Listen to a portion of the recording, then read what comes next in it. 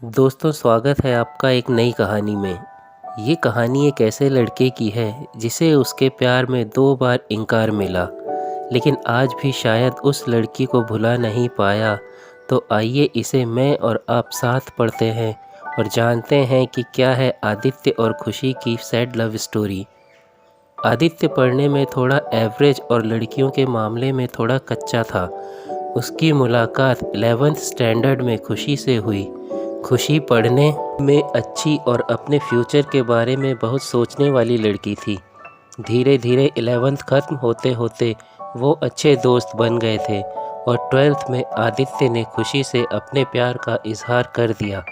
लेकिन खुशी ने इनकार करते हुए बड़े प्यार से उसे समझाया कि इसमें हम दोनों की ज़िंदगी ख़राब हो जाएगी, क्योंकि हम ना ही क्लास में पढ़ाई कर पाएंगे और ना ही घर पर। आदित्य को खुशी की बात थोड़ी बुरी लगी, लेकिन फिर उसे समझ में आ गया कि खुशी सही कह रही है और उसने अपने फ्यूचर और पढ़ाई पर फोकस करना शुरू कर दिया। और अब आदित्य किसी भी लड़की से बात नहीं करता था, यहाँ तक कि खुशी से भी नहीं, क्योंकि उसे लगता था कि वो जब भी खुशी से बात करता है तब उसे अच्छा नहीं लगता, क्योंकि कुछ दिन पहले तक खुशी उसकी क्रश थी और आज वो उसे रिजेक्ट कर चुकी है। और आदित्य इन सब बातों में नज़रअंदाज करते हुए अपने इंटरमीडिएट की परीक्षा में मेहनत करके पूरे स्कूल में फर्स्ट आ गया।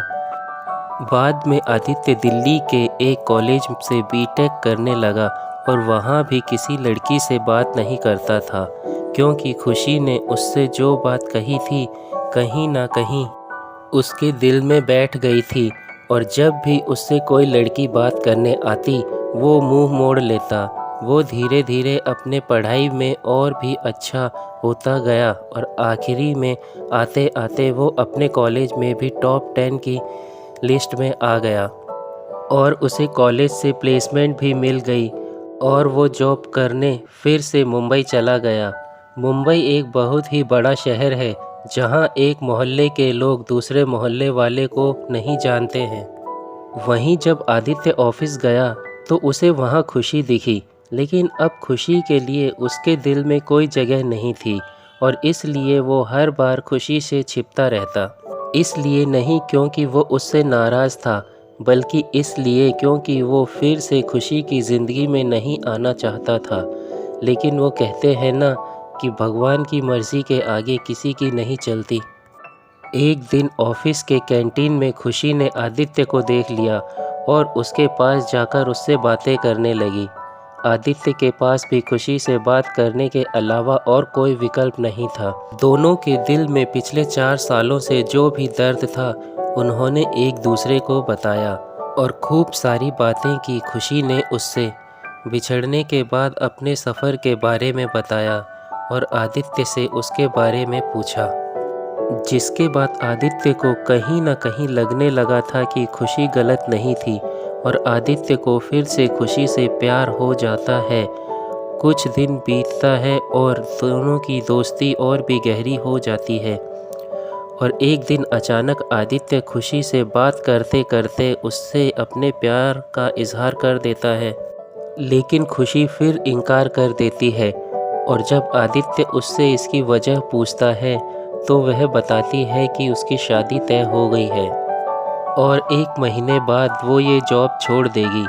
जब ये बात आदित्य को पता चली तो वो एक बार फिर टूट गया, जिसके बाद वो अपने आप को संभाल नहीं पाया और एक चिट्ठी खुशी के लिए छोड़कर चला गया।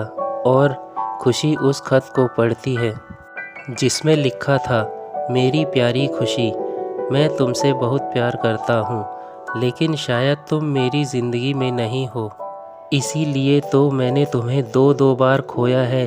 कोई भी इंसान इतना बदनसीब कैसे हो सकता है कि अपने प्यार को 2 बार खोए। मैं नहीं जानता कि मैं तुमसे दूर रह के जी पाऊँगा कि नहीं, लेकिन अगर तुम्हें किसी और से शादी करते देख लूँगा तो पक्का जी नहीं पाऊँगा। इसलिए मैं तुम्हें और इस शहर दोनों को छोड़कर जा रहा हूँ।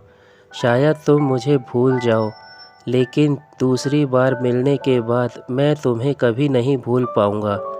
मैं भगवान से प्रार्थना करूँगा कि वो तुम्हें और तुम्हारे होने वाले पति को हमेशा खुश रखे। तुम्हारा प्यार आदित्य।